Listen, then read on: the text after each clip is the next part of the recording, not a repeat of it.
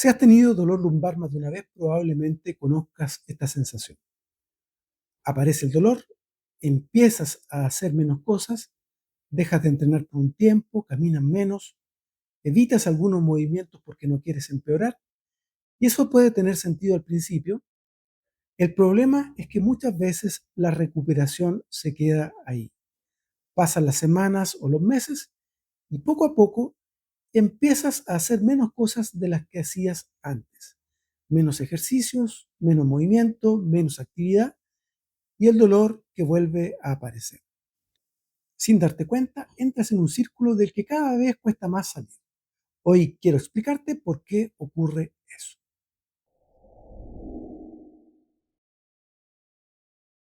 Durante décadas, el reposo en cama fue una recomendación frecuente para las personas con dolor lumbar. La lógica parecía sencilla. Si algo duele, dejar de usarlo debería ayudar. Pero cuando los investigadores comenzaron a comparar personas que hacían reposo con personas que mantenían cierto nivel de actividad dentro de lo tolerable, apareció algo interesante. El reposo prolongado no aceleraba la recuperación y en muchos casos la retrasaba. Entonces, ¿qué tiene de malo quedarse quieto si después de todo muchas personas sienten alivio cuando descansan? Lo cierto es que muchas veces el reposo puede disminuir temporalmente el dolor, pero sentir menos dolor durante unas horas y recuperarse más rápido no son necesariamente lo mismo.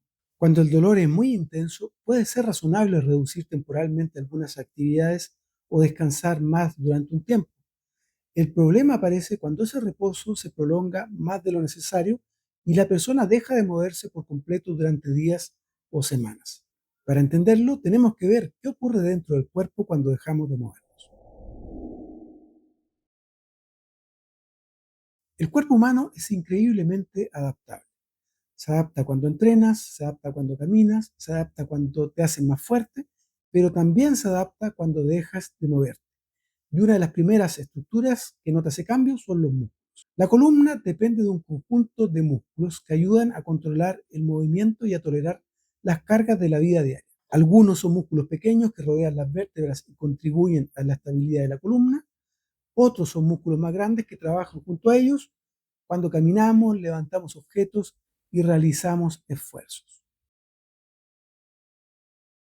Como dijimos, cuando el dolor aparece, muchas personas reducen su actividad, se mueven menos, pero cuando esa disminución deja de ser momentánea y ciertos movimientos y actividades empiezan a desaparecer de su rutina, con el tiempo esos músculos pierden capacidad. Se vuelven menos fuertes, menos resistentes y menos preparados para tolerar esfuerzo. Entonces, cuando el dolor disminuye y la persona intenta volver a hacer actividades que antes eran normales, muchas veces se encuentra con algo distinto. Esas actividades se sienten más difíciles. Hay otro detalle interesante que muchas personas desconocen. Entre las vértebras están los discos intervertebrales. Estos discos actúan como amortiguadores entre los huesos de la columna. Y a diferencia de otros tejidos del cuerpo, no tienen una circulación sanguínea directa especialmente abundante. Por eso dependen parcialmente del movimiento para favorecer el intercambio de líquidos y nutrientes. No significa que se dañen por descansar un día, pero sí que el movimiento forma parte de su funcionamiento normal. La columna está diseñada para flexionarse, extenderse, rotar, no para permanecer inmóvil durante largos periodos. Cuando una persona deja de moverse o evita movimientos durante semanas o meses, no solo cambian los músculos, también cambia la capacidad física general. Se tolera menos esfuerzo y actividades que antes eran normales empiezan a sentirse más exigentes. Poco a poco la vida se va haciendo más limitada. Se evitan actividades, se evitan esfuerzos, se evitan movimientos y cada decisión por separado parece razonable, pero juntas terminan reduciendo mucho el nivel de actividad. Durante mucho tiempo se pensó que el dolor dependía únicamente del daño en los tejidos. Hoy sabemos que el dolor también depende de cómo el sistema nervioso interpreta lo que está ocurriendo. Si cada vez que aparece una molestia se responde evitando el movimiento, el cerebro puede interpretar que esa zona necesita más protección. Con el tiempo, la espalda puede sentirse más sensible y algunos movimientos pueden generar más incomodidad o preocupación que antes. Se forma un ciclo difícil de romper. Duele, te mueves menos, pierdes capacidad física, confías menos en tu espalda y cada vez necesitas menos actividad para notar molestias.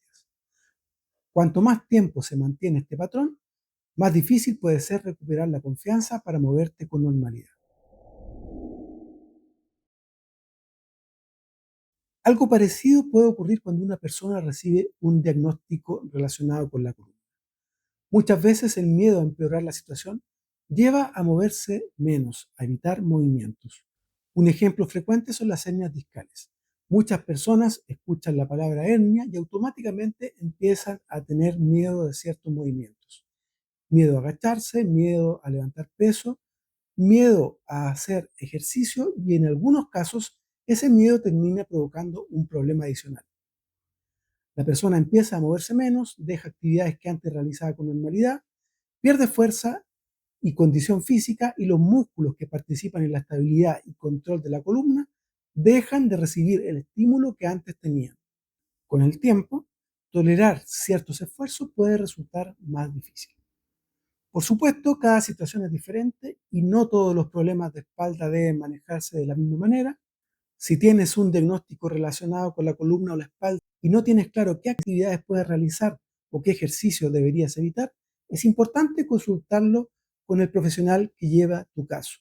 Pero este video está dirigido principalmente a personas con episodios recurrentes de dolor lumbar o a personas que han empezado a limitar sus actividades por miedo a que el dolor vuelva o empeore.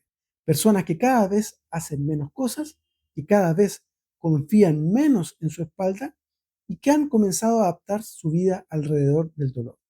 En esos casos, el problema muchas veces no es que el cuerpo necesite más reposo, es que necesita recuperar capacidad, recuperar movimiento y recuperar confianza para volver a hacer las actividades que son importantes en su vida.